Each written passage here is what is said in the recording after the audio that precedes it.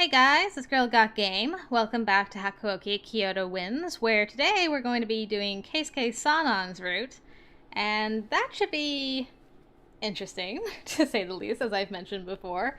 Sanan hasn't, well, let's just say he hasn't been the most stable when we've gone through this game before. He kind of deteriorates as time goes on, and I don't know like how far that's gonna go with Chizuru being involved with him, but it should be interesting. I'm intrigued, to say the least. Anyway, as I mentioned last time when I was doing Shin's route, I've got notes for Sanan for these general options just to make sure I don't miss out on any interactions with this guy. But I will not be looking at any spoilery options as far as affection. So here at the beginning, we gotta find a way to escape, first of all. And I haven't picked this option in ages, so I think I'm gonna actually just play through it. There's nothing for it. I had to try and escape. Meaning I needed to get moving immediately. Staying in this room did nothing to help me. Fortunately, they hadn't bothered to tie me up completely again. Only my hands were bound. That would slow me down, certainly, but so long as I could move my legs, I stood a chance. Alright, now the exit is... I cast my memory back to when they'd brought me into the building the night before. Right. I'm sure it would work out. I stood up. Holding my breath, I edged toward the door. I knew it was rude, but I had no choice but to try and open the sliding door with my toe. But I was almost there when suddenly it flew open all on its own, revealing... What? Ah! I stumbled straight into Kondo. Oh my. Well, that was rather bold. You were looking to escape, I assume. Attempting to escape was unwise. It will only make your situation more difficult. His voice was calm and not unfriendly, but his eyes were frigid and calculating. Too late, I realized why they hadn't bothered to tie me up again. They'd been watching me. I told you once and I won't do it again. Run and I'll gut you. Sorry, but now we've got to kill you. We can't trust a kid who can't keep a promise. Okita smiled. He didn't look very sorry. Okay, now what do I need to do? I need to run for it. I think this was good for Toshi. I had no choice but to run. If I was going to die anyway, then I had nothing to lose by trying to escape. Slipping around a stunned Kondo, I took off down the hallway. Poor Kondo. Did you really think you could escape? Ah! He snatched me from the floor in one smooth motion with cat-like grace. Let me go! You think I'm stupid? You'll just try to run. No. But I don't want to die! And there's something I have to do! And what's that, huh? What compels a girl to run around Kyoto pretending she's a boy? Huh? Did he just say... girl? Slowly put down.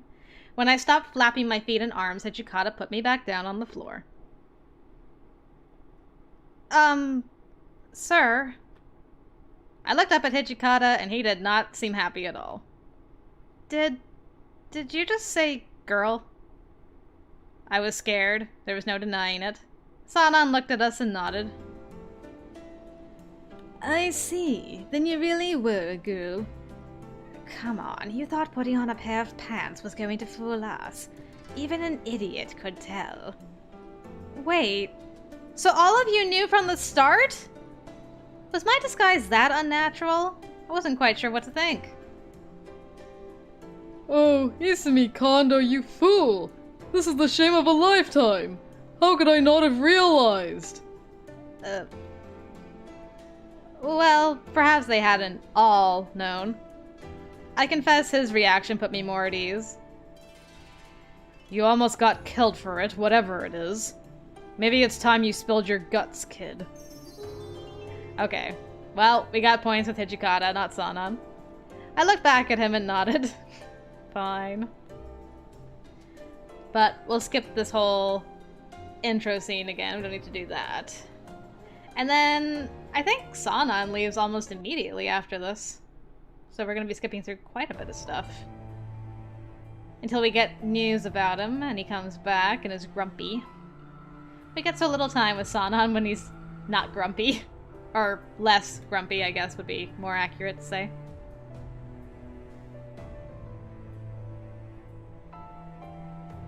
Alright, so they're looking for my dad. I have no idea where he is.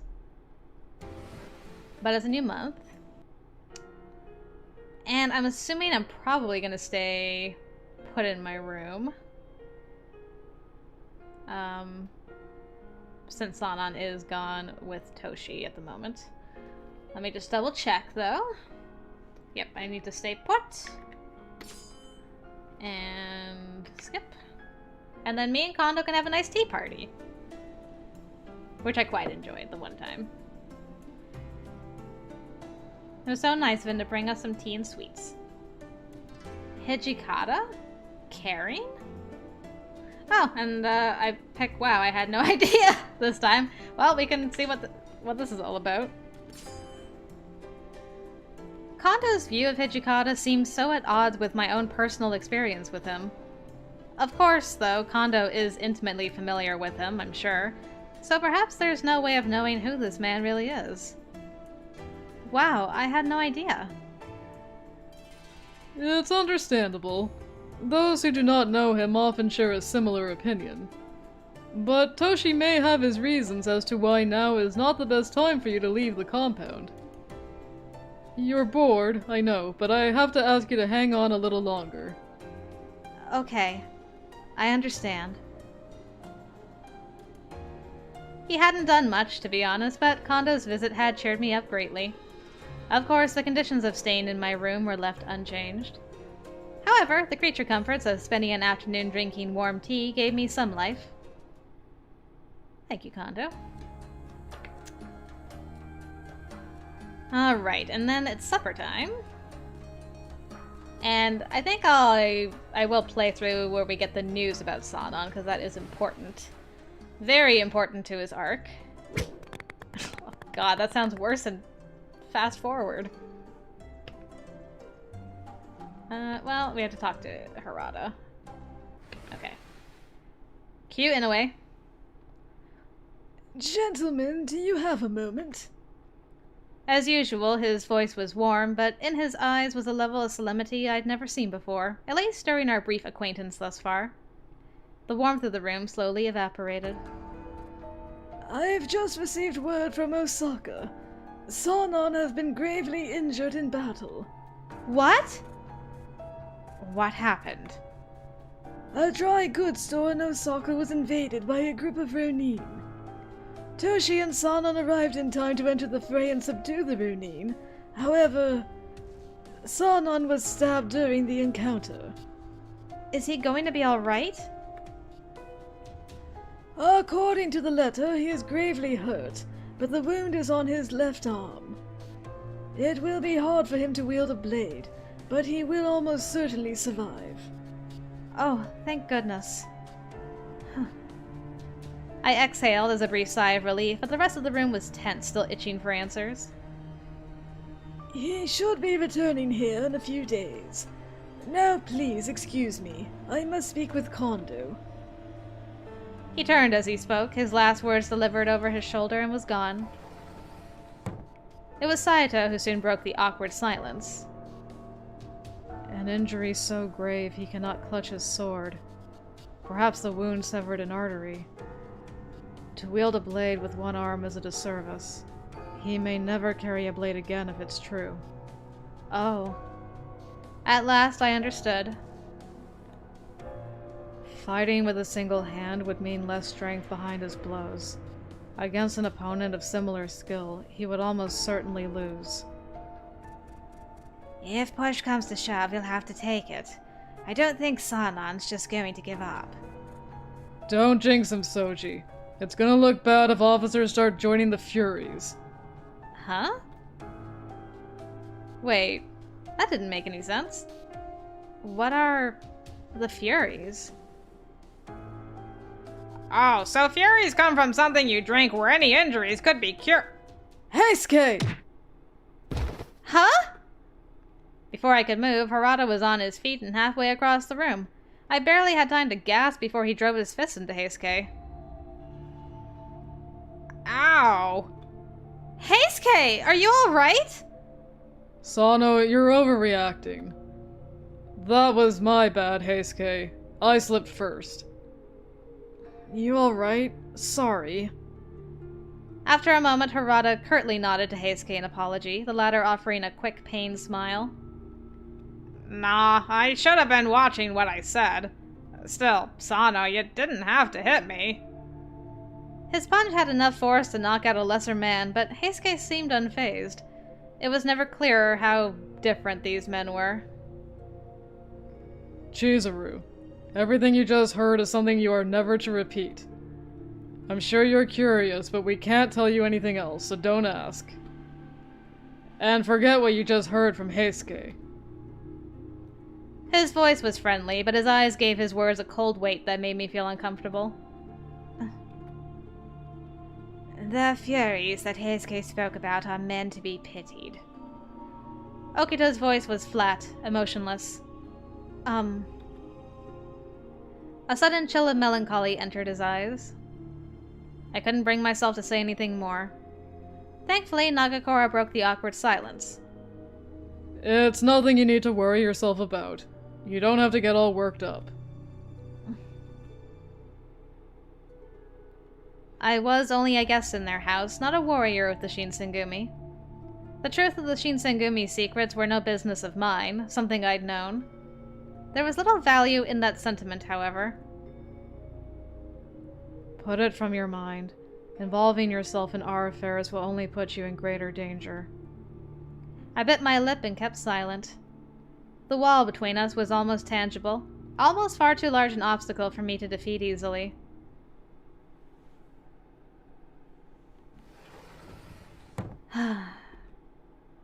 I finished my dinner in sad silence, excused myself, and returned to my room.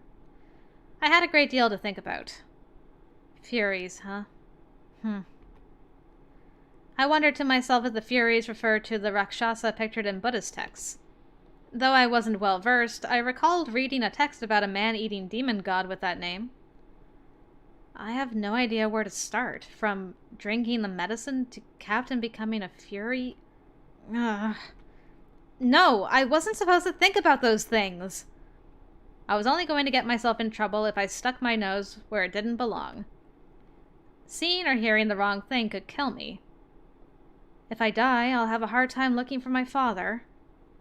The Shinsengumi captains are keeping themselves hush around me, especially about the Furies.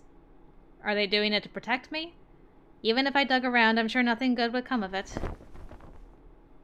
With that in mind, I did my best to clear my head of the evening's events and slipped into my futon. Right. So we're introduced to the Furies. It did just occur to me while going through that we're actually going to get some experience dealing with a Fury boy. Like spending the most time with a guy who became a Fury than any of the other guys. Because most of the other guys turn towards the end of the story. But Sanan turns quite early on. So it'll be good practice for the next chapter. Not next chapter, but next game, you know. Anyway, it's March now. It fast approached the month since I began living within the Shinsengumi headquarters. Hijikata and Sanan finally returned to the compound from their trip to Osaka, but spirits were low. Sanan's injury had unforeseen consequences for everyone in the organization. Day-to-day operations became hectic for a little while. His wounds seemed quite dire, and they drained whatever goodness in his nature he'd hoped to keep. Sanan would spend days holed up in his room, protected by a barrier of impenetrable silence. If he were to leave his room, a rare occasion now, he was often short-tempered and quickly retreated. Should be fun. Even though I, too, spent days in the exile of my room, he seemed to take it much differently. Sanan seemed trapped within a painful memory, each day bringing him closer to a gloomy twilight. I softly pondered what service I could offer to the Shinsengumi if I were not allowed to search for my father. So we went out and met Takeda. And almost got into trouble. So what do I do with Toshi here? Okay. I need to return to my room and not offer my services, apparently. I can do that. I'll make myself scarce.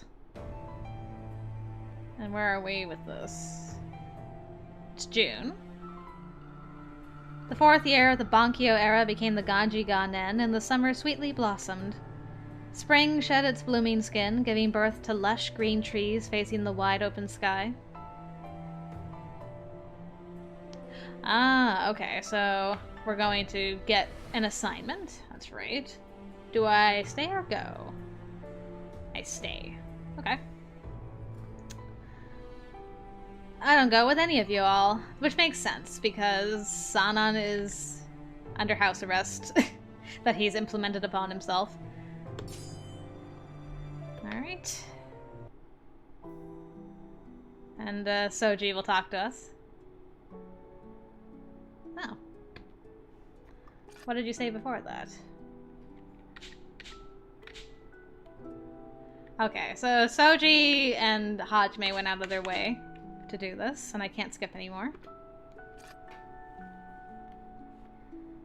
Did I really waste their kind efforts throwing away their promise to get me out? I'm so sorry! You two worked so hard to convince him, and It was actually Hajime that convinced Hijikata. I just stood behind him and nodded lightly. Even so, I'm sorry. When I see Saito later, I need to apologize and give my thanks to him. I can't believe I didn't realize from the start. I feel like I let them down. Should there be another opportunity, please give me another chance to join you. Okita hesitated a minute before responding, his green eyes focusing deeply into me. You may be able to accompany us, but you'd better keep the Kodachi sheathed. We don't need any recklessness to hold us back. If there's any sign of you becoming an issue, I will not hesitate to put my blade through you. I understand. I nodded in a plaintive manner. I forgot how much fun your route was. Okita said nothing else as he turned his back to me to exit towards the inner court. So they still spoke up for her, even though I didn't actually show off my skills. Hajime's a good bean. And Soji is too. But we blitzed through Chapter 1 already. Chapter 2.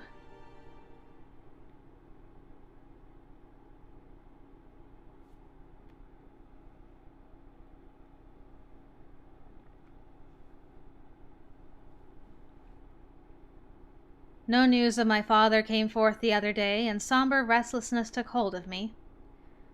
Originally, it seemed Hijikata granted me approval to accompany the captains on their rounds through Kyoto to search for my dad. Then he called me in. Oh, right, okay. So I can choose to either go or not, and this affects the inn incident. The incident. So I want to remain in the compound because I need Sanan to give me my marching orders. After contemplating, I decided to stay in. I couldn't convince myself that I wouldn't be a burden to them during dangerous situations. Still, it was disheartening to think about. Another dull day spent inside. Throughout the past 6 months, I was allowed to finally search for my father on the rounds, and I felt like a part of the house by contributing, even though I told you to stay put, girl. Even though sometimes I was occupied with cleaning or cooking, it seemed like I was serving my part to the Shinsengumi in a meaningful way. I spent most of my time with the captains, but there were many opportunities to chat with the warriors and come to know them as real people. Maybe they were starting to think of me as a warrior in training rather than Hijikata's page. These worrying thoughts made me so anxious I was turning numb. The idea that I had become so dependent on the Shinsengumi at this moment. What should I do today? I was resigned to the consequences of my decision, something that felt like I was wasting away the tender moments of my life in these headquarters. I was, in short, with nothing to do. All right. I decided to enter the inner courtyard, where maybe I could feel a pleasant breeze tingle my face in the shade. The quaintness may calm me down. I may get told off by a certain somebody. It could happen. Damn it. Alas, no winds blew through the courtyard today. No reprieve from the harsh sun I wanted to say beating. Bearing down upon this dry emptiness.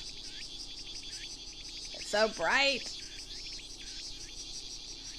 I had a feeling it was going to be a bad day. Shade was the best I could hope for, it seemed. I sat in whatever shade I could find. Something occurred to me as the sun roasted Kyoto. Oh, right. My father's been here, hasn't he? They'd mentioned it, but they hadn't told me why. Was he tending to the injured, or perhaps educating the Shinsengumi on how to avoid illness? Maybe he'd intended to stay here long term.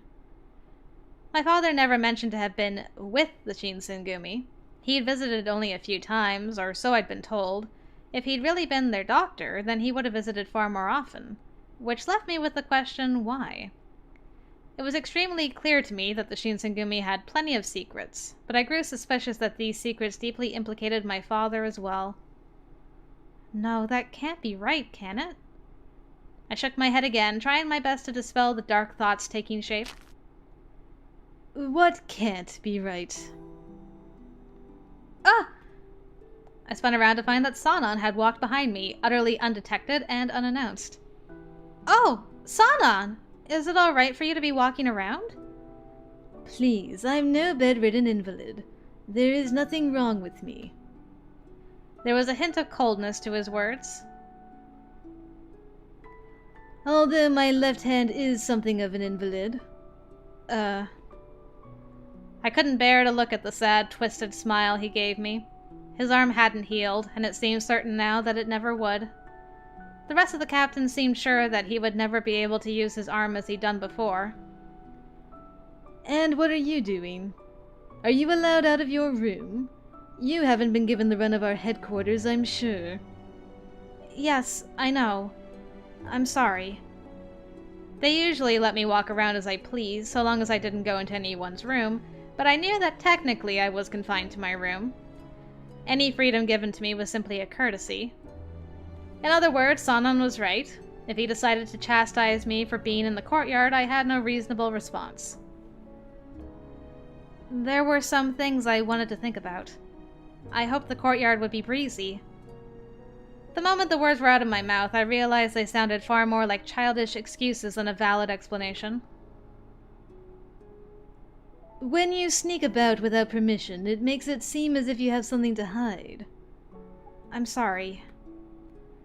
Still, I was beginning to grow accustomed to the subtle cruelty that seemed to accompany each word from Sanan's mouth. All right, I'm going back to my room then. I turned and began to walk away. Sanan's unpleasantness had started after he was wounded during his trip to Osaka. He spent most of his time locked in his room now, and he was quick to lash out on others in response. I knew the loss of his arm hurt him, more than I could understand, but I wished he could go back to being the warm, kind man he was originally.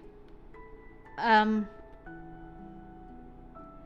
turned around to see him still standing there. It's really hot out today. You should try and stay out of the sun. Please, take care of yourself. I gave him a nervous little laugh, and he responded with a chuckle of his own.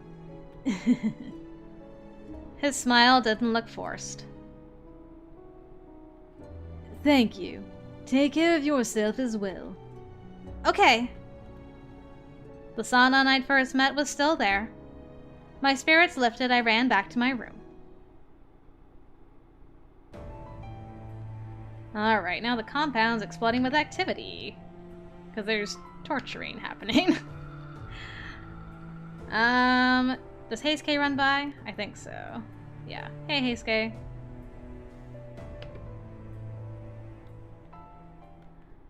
There we go. After all the men capable of fighting had left for their respective assignments, Sanan called for me. I'm sure it was only out of courtesy, but the chief has asked me to protect the compound.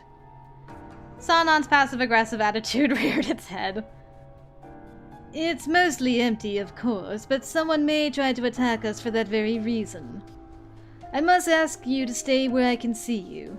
I may need to give you orders should the worst occur. Okay.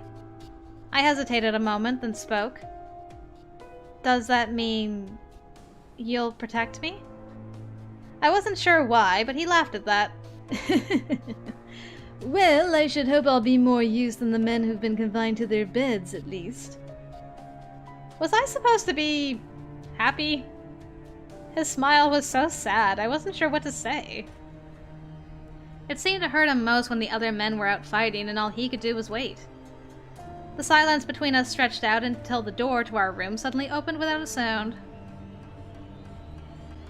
Colonel Sanan, we've confirmed that the Choshu are meeting at Ikeda.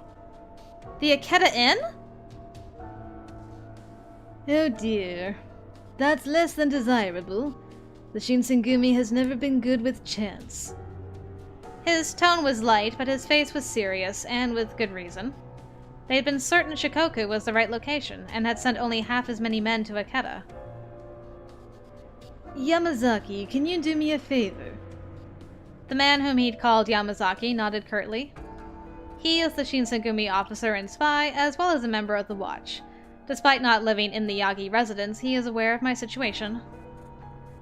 First, go tell Hijikata that the enemy is meeting at Ikeda. He should still be on his way to Shikoku. And I'm sorry to trouble you with it, but I need you to take this child with you as well. Wait. Yamazaki seemed just as surprised. I paused before thinking about what's next. I have to say I'll go, because I know why me doesn't get me any points. I'll go. Please, let me help you guys. If I really could help, then I wanted to. I'd lived with these men for almost half a year. They'd fed me, given me a roof over my head, and helped me look for my father. Alright! First butterfly on moon! Let's go! Yamazaki's still not... He's like processing. Sanan's like, excellent. I like the cut of your jib. It looks like you're ready for this. I don't mean to be rude, Colonel, but if all you need is a message delivered, I can handle it.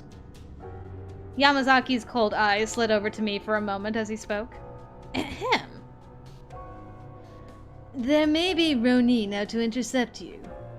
And besides, there is a chance that Choshu has reinforcements.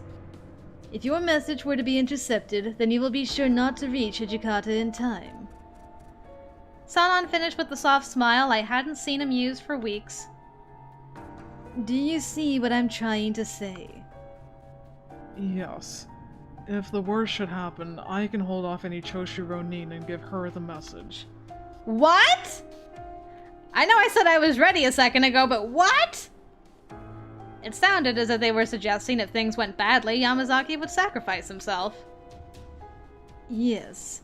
Of course, I doubt it will come to that. We're short of men right now, which means there's more I need you to do. You'll need to notify the Aizu and Judiciary Commissioner as well.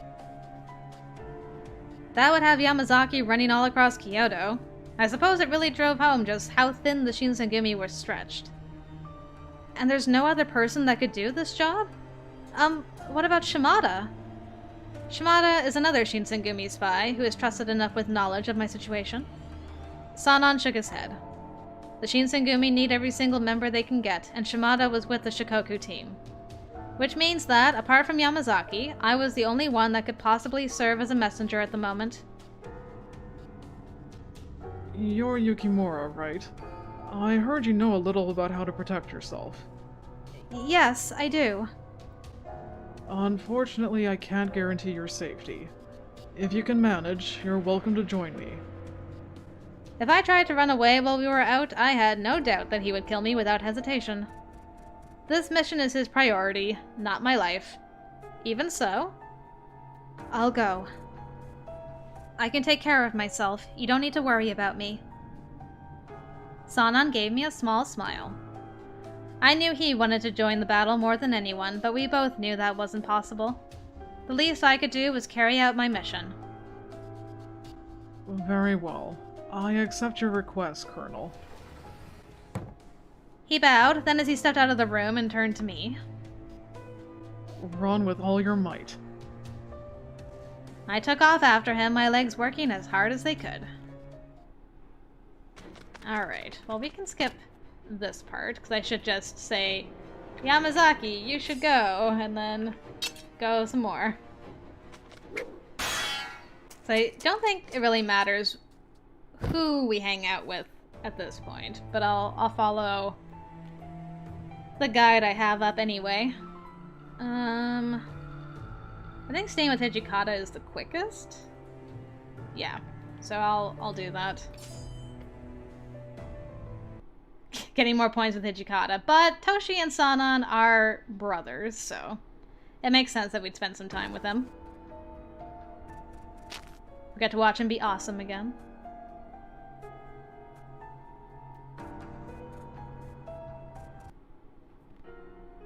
Alright, let's read the recap. Finally, the sun rose from the black sky. The raid itself had lasted only 2 hours, but for me at least it had felt far longer. There had been 20 Imperial nationalists at the Ikeda Inn. The Shinsengumi had killed 7 Ronin and injured 4 more. I learned later that with the help of the Aizu domain and the Kyoto Judiciary Commissioner, they arrested 23 people. The owner of the Ikeda Inn had also been arrested for trying to help the Choshu rebels escape.